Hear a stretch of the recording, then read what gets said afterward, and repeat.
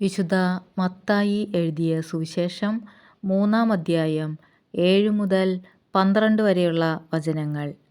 അനേകം ഫരിസയരും സദുക്കായരും സ്നാനമേൽക്കാൻ വരുന്നത് കണ്ട് യോഹന്നാൻ അവരോട് പറഞ്ഞു, അണലി സന്തതികളെ, ആസന്നമായ ക്രോധത്തിൽ നിന്ന് ഓടിയകലാൻ നിങ്ങൾക്ക് മുന്നറിയിപ്പ് നൽകിയതാരാണ്? മാനസാന്തരത്തിന് യോജിച്ച ബലം പുറപ്പെടുവിക്കുവിൻ. ഞങ്ങൾക്ക് പിതാവായി അബ്രാഹമുണ്ട് എന്ന് പറഞ്ഞ് അഭിമാനിക്കേണ്ട.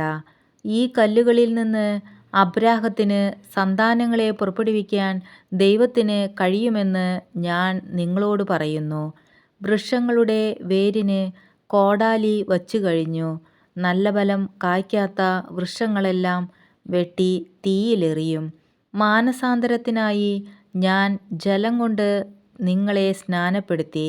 എൻ്റെ പിന്നാലെ വരുന്നവൻ എന്നേക്കാൾ ശക്തൻ.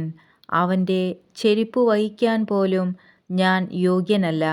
അവൻ പരിശുദ്ധാത്മാവിനാലും അഗ്നിയാലും നിങ്ങളെ സ്നാനപ്പെടുത്തും. വീശുമുറം അവൻ്റെ കയ്യിലുണ്ട്. അവൻ കളം വെടിപ്പാക്കി ഗോതമ്പ് അറപ്പൊരിയിൽ ശേഖരിക്കും. പതിര് കെടാത്ത തീയിൽ കത്തിച്ചു കളയുകയും ചെയ്യും.